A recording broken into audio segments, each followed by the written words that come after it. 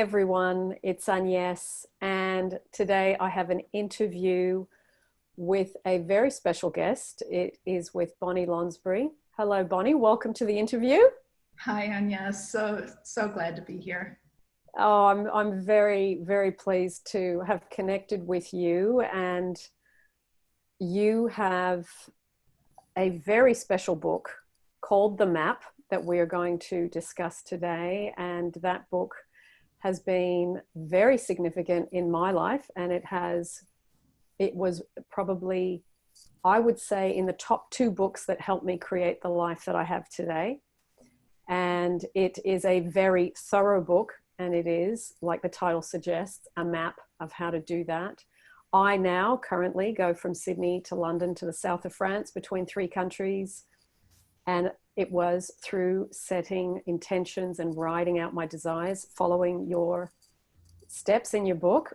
So I want to firstly thank you for that. It was a wonderful, wonderful thing that you've given the world. Oh, thank you so much. It's been such a joy to share such incredible, truths. It's like our world works this way, and more people need to know it, I think. Yeah, for sure. And I know a lot of your personal journey came out of creating this. You applied what you wrote about, and we're going to go through some of that today. I've written down a few things because there were particular things in your book that I really, really enjoyed. Oh, first, for those that don't know you, where are you in the world, Boni? Just so people get a bit of an idea where you are. I'm just outside of Boulder, Colorado. Yeah. And in the USA. In the USA. Yeah, lovely, lovely. And you're next to a lovely lake, you've told me prior to the recording. Yes. Lovely. Beautiful. Now, there's such good bits in your book, and I particularly liked certain sections. So if it's okay with you, can we talk about certain parts? Sure. The conscious creation aspect. Can you talk a bit about that? Well, many people don't know it, but we live in a free will universe, and we have been given the ability to literally create everything in our world, aside from some things that we decided on when we came here. Like, we would incarnate on planet Earth, and planet Earth would be like planet Earth is. We had some agreements with each other. But that said, we literally create everything. We create our finances, we create the people around us, we create our health, we create our happiness, we create our success or our failures. But most people don't realize that that is the way this works. And so they are creating unconsciously. So the same ways that people who create consciously can create unconsciously if they don't know what they're doing, right? Or if they don't know that it even exists.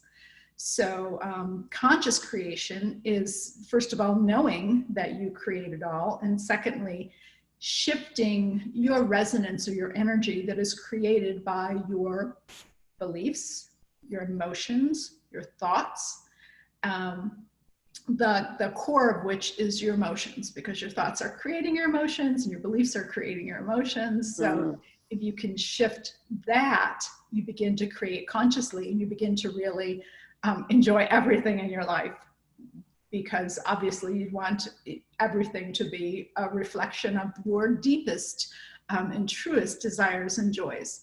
So as you start taking responsibility for that ability to create and shifting some of these things that we talk about, life can be quite amazing. And so that's what conscious creation is in a nutshell. Great.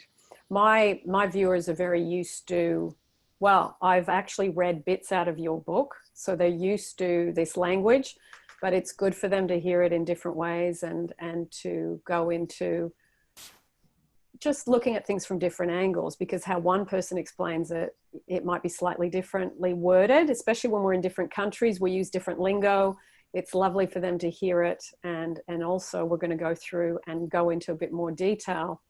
I'm glad you brought up beliefs, because the question that comes up a lot is, how do you change beliefs, especially those you've had that have come from your family since childhood?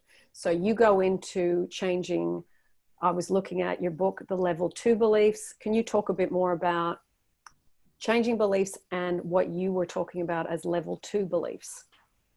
Well, you know, some people in the metaphysical community talk about changing beliefs by changing your mind, by just repeating, you know, very easily, you know, I used to believe that I don't live in an abundant universe, and now I want to believe I do, so I will affirm that, and I live in an abundant universe now. And level 1 beliefs are very easy to change. They are beliefs that you don't have a lot of history with, or a lot of emotional attachment to, or opposition of. Yeah. And so they're pretty easy to change. One of the ways I used to describe this is, so many people assume in Boulder, Colorado, we get a lot of snow. Well, you know, we don't really get a lot of snow. The mountains get snow, and every so often we can get snow, but it's gone in a day because we're a mile high, and it evaporates, and the sun is really close. So snow is really not a problem here. But until somebody hears that information or comes and visits in the winter, they believe that's true. Well, that's an easy belief to change, right? It's just, here's the facts, so let's change it. Level 2 beliefs are beliefs that are a little bit harder to change because they're a little bit deeper in our subconscious, or we are particularly attached to them. And so those are the ones that are harder to find sometimes, because oftentimes we can have a belief that says, I do live in an abundant universe, and another belief that says, I don't live in an abundant universe. So you can hold two diametrically opposed beliefs at the very same time, and your reality will reflect one or the other, sometimes both. You know, you can be abundant in this area of your life and not abundant in that area of your life, or abundant when you need to be, but most of the time you struggle. So level 2 beliefs are just a little bit harder to discover more than change. They're really not difficult to change. You need to go to the subconscious mind. You need to take them out of the subconscious mind symbolically, put the new belief back, and then really important to follow up with the conscious mind until they become a part of your everyday conscious and subconscious mind. Level 3 beliefs are the hardest to change. They are the core beliefs we have about ourselves or the universe. So for instance, I struggled for a long time in still picking up the remnants of I'm not good enough. And many people have beliefs I'm not important, or I don't deserve, or those beliefs that just kind of undermine everything that we want to create on a grander scale. Because, you know, we all do pretty well. If you're listening to this and watching this video, you're surviving, you're getting along, you are at the point where you can start to think about things like this. So you're doing okay. But the idea is to do fabulously in every aspect of your life, right? Yeah. So it's really becomes important to change those. And there's only usually 1 or 2. So this isn't a lot we're talking about, but it takes a longer time and more effort to change a level 3 belief. But then again, you know, the good news is you see it impacting all of your whole entire life. So it's definitely worth it. I see a lot of relationship beliefs, especially that relationships are hard. I see that one a lot. So if you've got that belief, are you doing, would you say, a mirror image and saying relationships are easy, or my relationships are easy, and keep working on it on a repetitive, like re-inputting it through repetition? Well, again, you do need to go to you need to figure out what it is first. Yep. And, you know, there's lots of different ways to do that. I always like to body test it somehow, or you know, use applied kinesiology or a pendulum or something. To say, okay, is this really my belief? And is this the best way I can word it to make the, you know, the switch out most effective? Yeah. But then once you've gone to the subconscious mind, which is a meditative, you know, 10 minutes, only needs to take 10 minutes to do this. Yeah. Just a little exercise, symbolically go there, take the old belief out, put the new belief in. But then, yes, you need to follow up twice a day at least, and just read the new belief. That's all you need to do for 60 to 90 days, depending on what belief it is. Yeah. You know, set your phone or your alarm to remind you, or put it up on the bathroom mirror so that brushing teeth, you know, morning and night. Yeah. But, you know, it doesn't have to be difficult. It's more difficult getting people to actually do it. Yes. than to follow up on it. Boni, do you think all beliefs are changeable? Absolutely. I know they are. Yeah, I do because too. It's all an illusion anyway. Yeah.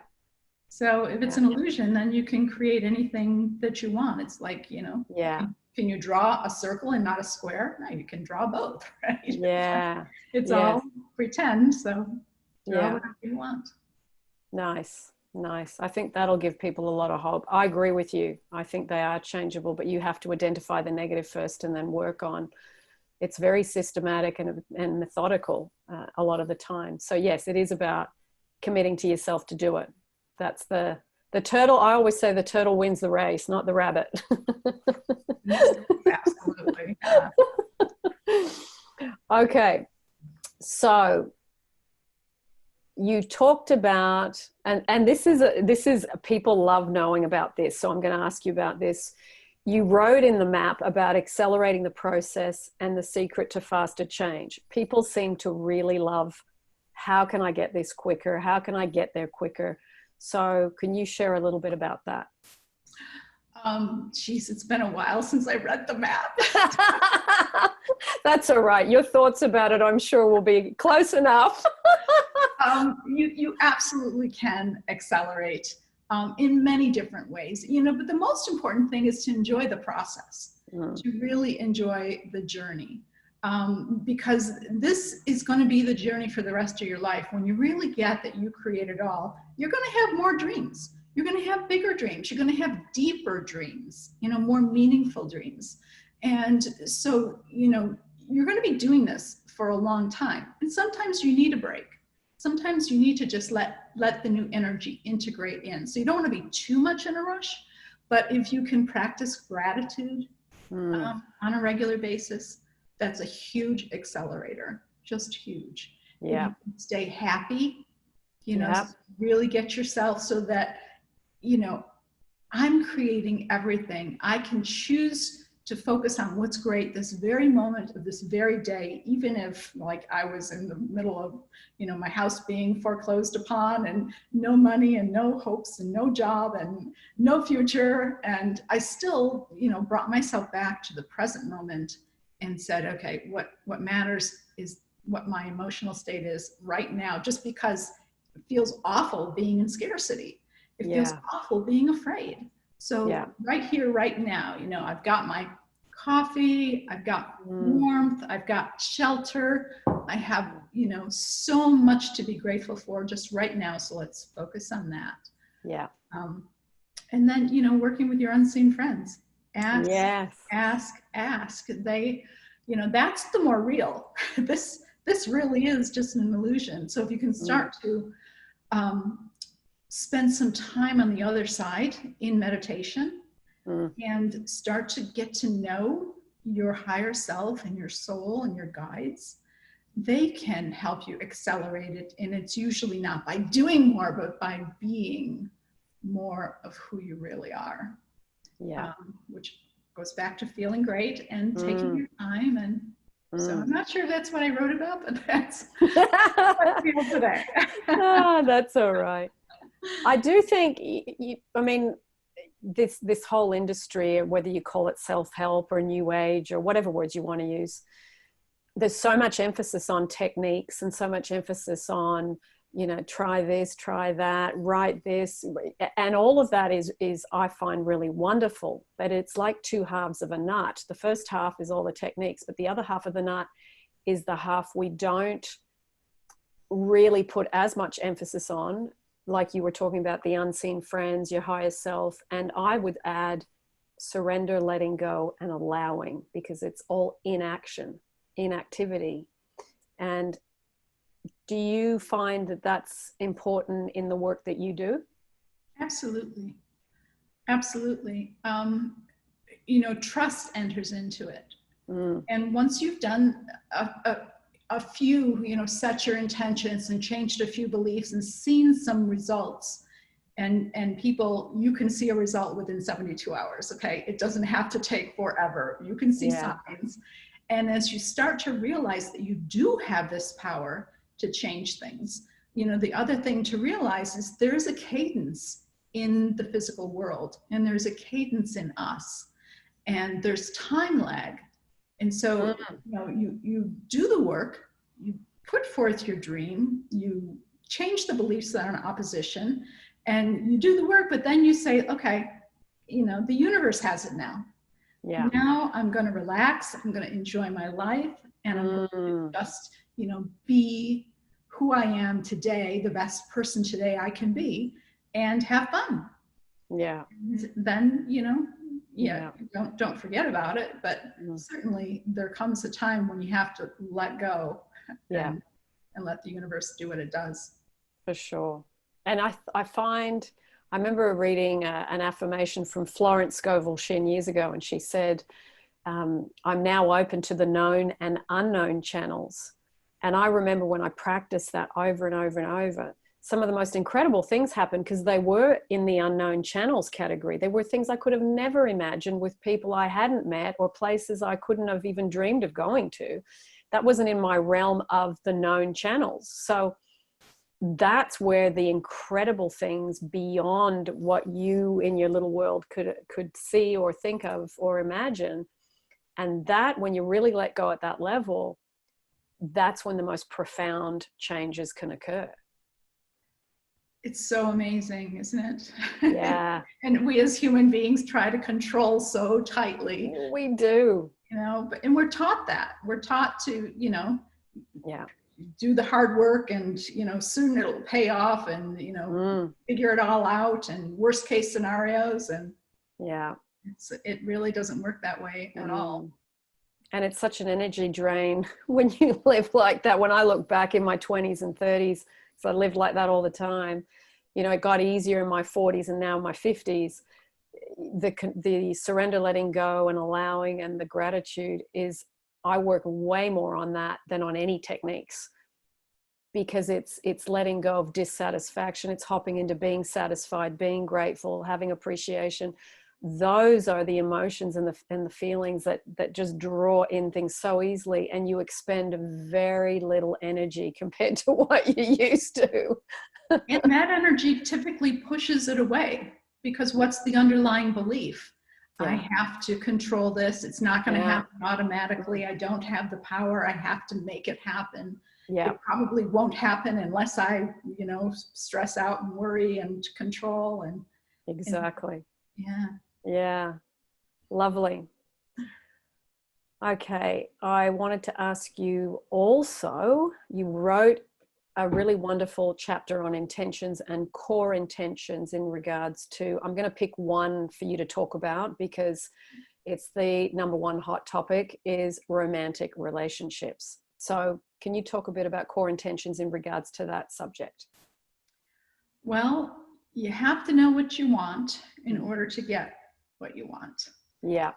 But most people think they have to know what it looks like. Going back to the universe knows better. It doesn't really matter what it looks like, what he or she looks like, what he or she does. What matters is that you feel the way you want to feel in your partnership. So, up there should be safe. Yes. Up there should be loved. Up there should be loving, grateful, excited, passionate, at peace, having fun, laughing a lot. Yeah. We make each other more. The feelings are what is going to attract that person to you. Yeah. So if you can address your beliefs that say it's not possible, it won't happen for me, he doesn't exist, all men are like this, all women are like this, you know, all those beliefs. And we have a lot of them around romantic relationships. Yeah. And you start to like really take a look at, you know, what's in my life? What do I see out there? My life, yes, but even the lives of those I care about and friends and family, and what do I see on TV, and what do I read in the news? Because you're not seeing everything. You're seeing through your glasses what you have created in your world. So, you know, my favorite thing to do is ask people, do you have anybody in your life who has the relationship that you want? Yeah. And if the answer is no, you probably don't believe it exists, or that there's a person out there who can, you know, come in and make that happen in your life. So easy to change the beliefs though, right? Yeah, and I see a lot of repetitive beliefs like relationships are hard, or I'm not a priority, or I don't matter, I'm not wanted, I'm not good enough, which you mentioned. That's a really big one. And then on top of that, it's I'm not secure. And the big thing at the moment in the last probably decade is everybody's got anxiety about this. So if you've got anxiety about relationships and you project that out, you're not going to get a very good photocopy that comes back. No. So I think in my relationship today, because I have the best relationship I've ever had, and I had to change my belief of I'm going to find a relationship to get love from. I now have a relationship I give love to. It's what I give to it, my self-love, my self-worth. And my relationship gets better and better because I now have that belief. My relationship gets better and better rather than it gets worse and worse, and it gets harder and harder, and we don't understand each other, and, you know, all that. So it really is such an amazing calling card to show you how well you're doing within your own self, how good your relationship is at this moment. And that only took me 40 years to learn that, Boni. Well, you're ahead of the group. It didn't take long, but yeah. That's one thing that everybody should be aware of, not to make yourself feel bad or wrong for wherever you are, right? Because wherever you are is exactly where you're supposed to be. You don't, this could be your very last lifetime on this planet, and you have passed all the other tests fell through with flying colors, and you've got this one little teeny tiny thing. You can't go there. You have to just trust everybody has their soul's path, and you have yours and they have theirs, and realize that, you know, the earth is in a place of evolution herself, and humanity is in a place of evolution. And a lot of things were not available as easy as they are now. So, you know, it's getting easier and easier. The world is having less density, so less push against, you know, less time lag, less difficulty manifesting everything you could ever dream of. So, you know, trust that you're on the right path, no matter where you are on it. Yeah. And I think too, if you can view whether it's your money situation or your relationship, or whether it's the work you have and you don't like your job or what you're doing, it's getting you clear on what you want. And then also it's your soul, your spirit is evolving and improving and fine tuning. And you get to a point where you look back and you go, wow, I'm really glad that when I was married and my husband cheated on me with a man, that actually taught me a lot, rather than, you know, always looking at that as it was, you know, this horrible event. You'll actually be able to laugh at those things or look back at those things and go, wow, that was such a learning process for my self-love and for me to get really clear on what I want in a relationship. Yes, and be grateful for that. Yeah. And one of the things that I teach people to do to shift the energy is to get all of their selves, all of their past selves who have had disappointments like that, in a better place. So to go back to that woman and give her the marriage she always wanted. Yes. with that guy, even though, you know, it's the last thing you would ever want. She wanted it, and she Yeah. was disappointed. And so if you can go back there and give her the fairy tale future Yes. you dreamed of, Mm. it shifts the energy for you in Yeah. the moment, and you Yeah. don't have that anchor that you're pulling behind you. You're Yeah. letting it go, and she's going off onto her fantasy dreamland, and you're free to create what you want. Yes. Yes. That's so great doing that in where you sit in meditation and go back and do that. And I remember that was actually in your book. That now that you've recalled that, I remember doing those exercises, and it was yeah, it's like you say, oh, the part of me right now doesn't want to do that, but it's not about you right now. It's about you cleaning up and sweeping up for everybody. Your inner child, your inner adult, your inner teenager, all these different people, like you say, we're made up of all these different parts of our life, different segments. So yeah, it is good. And the more you unhook yourself from the past, as in that live pink wire that still connects you, the past is still alive in you, Yeah. you feel lighter and lighter and lighter, and you feel more free. You get the light back in your eyes, you get that bounce in your step, you feel happy to be on the planet because you're not, like you said, dragging that stuff. And you're so much more powerful.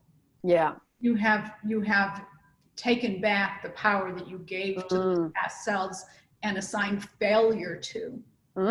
And so you're no longer saying that was a failure. No, now it's a success. And so now Exactly. I take on the resonance of success and Yeah. move forward in my successful life on what I want at this age. And I think too, I mean, a lot of what I do is working with people in relationships. And when people say, oh, you know, I've been through this so many times, it's like, hey, I had 5 relationships and I've been learning stuff and I still got it wrong lots of times. So all of that stuff is an asset to then be able to help and understand where people are at. Because if I'd got married at 18 and I was still married at 53, it's like, what would I know about breakups? I wouldn't understand the heartbreak and the pain and the dream being shattered and all that stuff. But having been through that 5 times, and I know some of your story too, because you've shared bits about it as well, it's like we understand what it's like to walk in those shoes, because we got real learning in that area again and again and again and again. So it's we don't have judgments, we have empathy, we have understanding when we hear someone's story in those areas.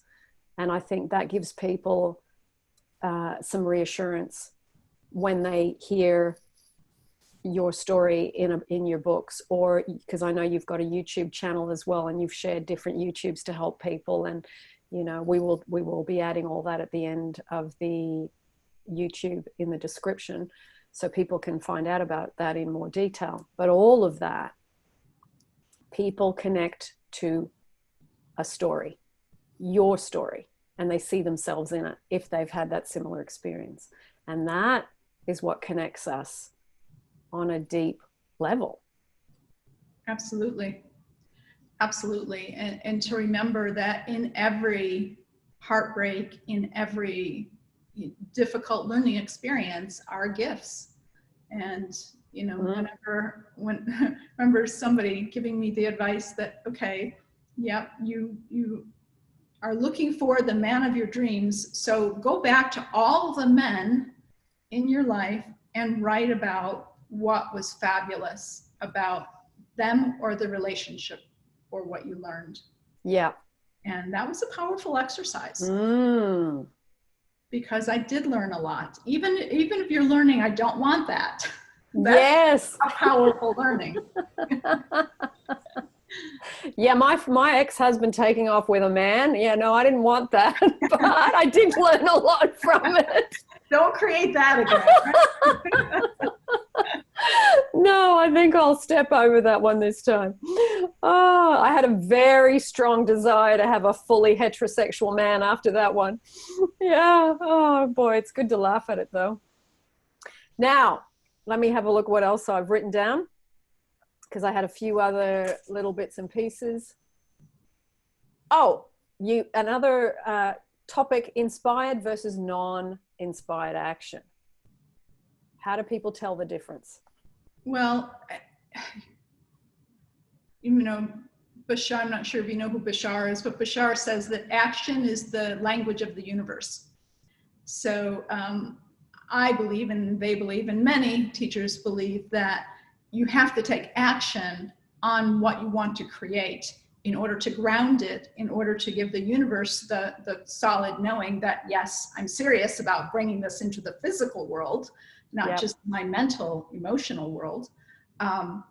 And so, you know, taking action is an important part. It's one of the 7 steps of the map. And once you've, you know, looked at your beliefs and really clarified what you want to this point, you have to go out in the world and start acting on that as if it were going to happen. So that doesn't mean like charging on your credit cards because you're going to get money coming in. But it means if you were working on finances, for instance, that you would start learning about investments. You would start, you know, if your dream is to start a business, you would start investigating that. And, you know, what do I need to do? What's my checklist? And, you know, how will this work? And what will it look like? So you start to take action as if this thing were imminent in your life. So, you know, if you're creating the relationship, you know, clean out some drawers, clean out some closet space, get ready for the person to come in to your world. But the action needs to feel good. It can't be action for the sake of action, to cross it off your metaphysical checklist. It has to be action that makes you excited and that makes you feel fabulous, because this dream is coming, right? So it should feel just like the greatest thing in the world to start taking action on it. And if it doesn't, that is a big clue. It could be a clue about a lot of different things. It could be that you don't really want it. Like you thought you wanted this, but when it comes down to it, it feels like so much work to start my own business. You know, maybe I would just rather work for somebody else and have a job that I have complete freedom and they pay me great. And I just love the people. And so, you know, it can clarify, action can clarify what you really want. It can also speak to you of your beliefs. As you start to get ready for, you know, the person coming into your world and making room for him or her. And it's, you know, you start thinking, well, this is stupid. You know, here I am going to give up all this space for this person who isn't even here yet. And underneath that is who will never be here. And so you start looking at, you know, why do I feel this way? Why isn't it exciting to me? And start, you know, asking yourself the question about, have I just not given this dream enough attention and energy so that I don't believe it's real? Do I have beliefs that say it's not going to happen, or it can't happen, or I don't deserve for it to happen to me? And so you use it as a way to figure out what's really going on underneath. Nice. I do see sometimes where people will email me and say, especially with the relationship topic, I just like they've been the needy one in the relationship with somebody. That person has gone because they decided to not be with this person. And then they will say, I got this inspiration to contact them. And then it backfired. And it's like, okay, was that an inspiration, an impulse? What was underneath it? So when you hear that type of example, what do you think about that? I hear that a lot as well. People who want to get back with their exes. And usually that's born from number one, fantasy about it being better than it was, or can be better than it can be. A lot of experience to really be honest with yourself about there. Or two, that they don't really believe they're going to get another chance. They don't really believe somebody exists who is better than that, and that they can create that person coming and having a fabulous relationship with them. And, lots of little ancillary beliefs that might be in there, but basically I hear that a real lot. Yes. People are always wanting to get back with their exes, and Yeah. almost never does that really work in life. I'm not sure what the statistics are, but if it didn't work once, chances are, unless there's been some change in the people, it's not going to work again, to just repeat it again. So, what beliefs are you operating under? Probably that you don't deserve to have the relationship that you really want, and that you have to put up with whatever it is you're putting up with in order to be in a relationship at all. And so as you start to clean that up, and maybe you give yourself some space to be alone for a while. Yes. And I'm glad you mentioned that. Yeah. It's not always appropriate. In fact, it's never appropriate to jump immediately from a relationship that didn't work into any kind of relationship. Yeah. You created that, like it or not, and you can figure out why, and you can create something different, but not unless you change something. Yeah, I think this whole notion that love is over there is a really big, I will use pandemic. It is a huge thing. And it really doesn't matter what country people are from, that if I can just get love from that person or a relationship, then I will feel better. And I think if you do not address the self-love or lack of within the self, relationships will be a challenge. And that's from my personal experience, and also from watching people and hearing when they do work on their self-love and self-worth through all sorts of different, techniques we've talked about today, meditation, affirmations, and going back and looking at the baggage from the past. What do you think in terms of self-love? How do you view that topic? I love that topic so much. Okay.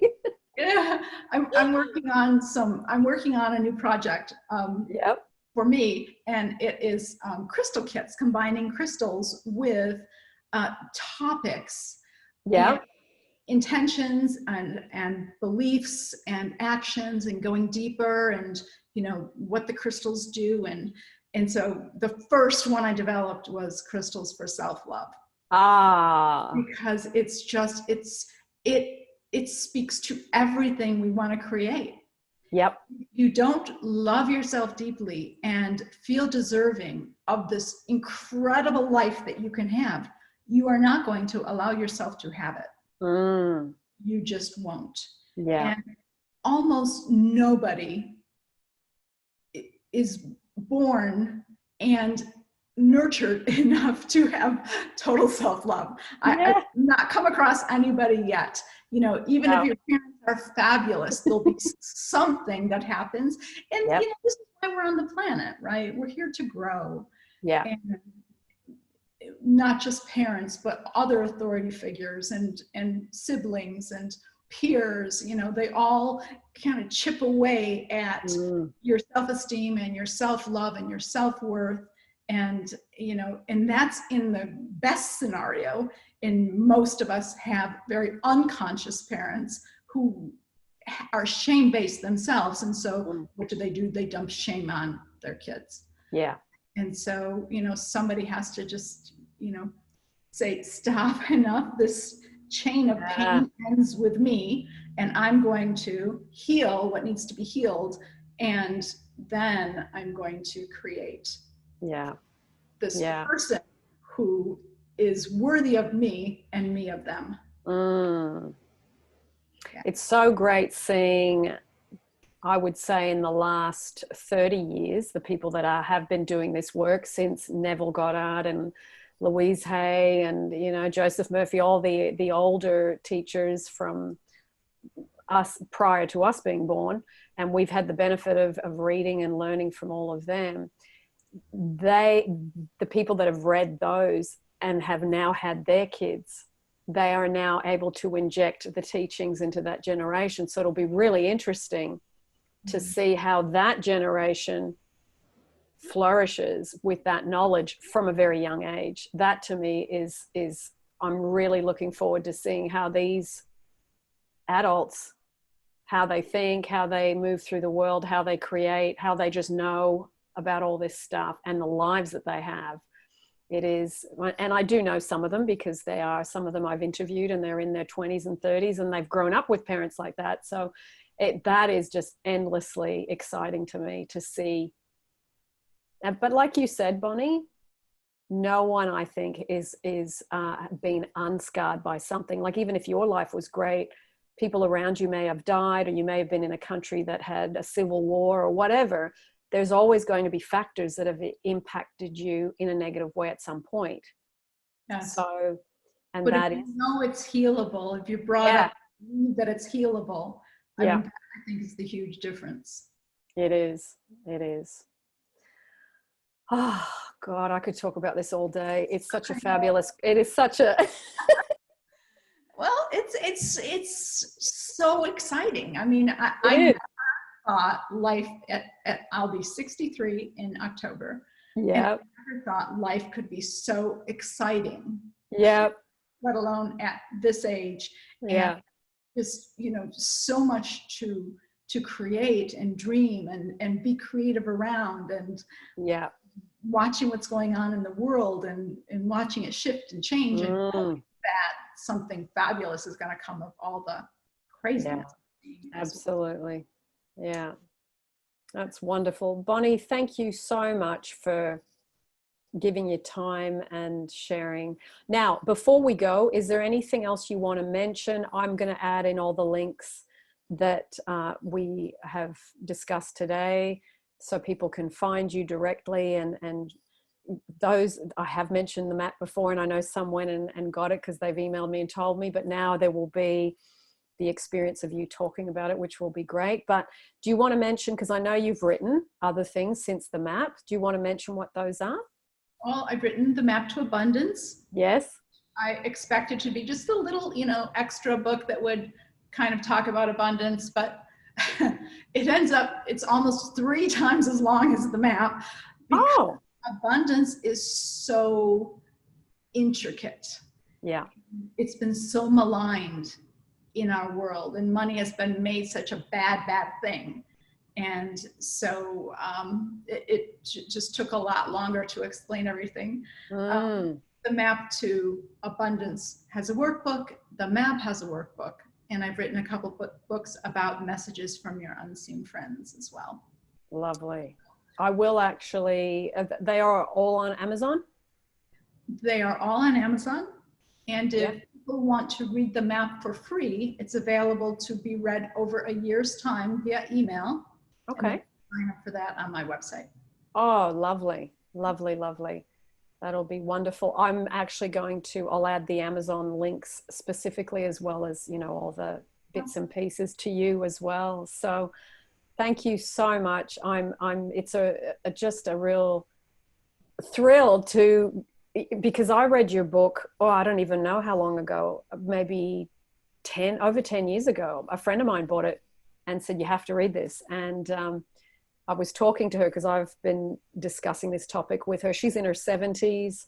I've known her for 30 years, and she's been a great source of supply of books for me because she spends a lot more time reading than I do. And so we were talking about it yesterday, and I said, you're never going to guess I'm interviewing Boni. Remember that book that we read so many years ago? And so it was really like a thing coming full circle. So thank you so much, Boni. I thoroughly appreciate you and your book.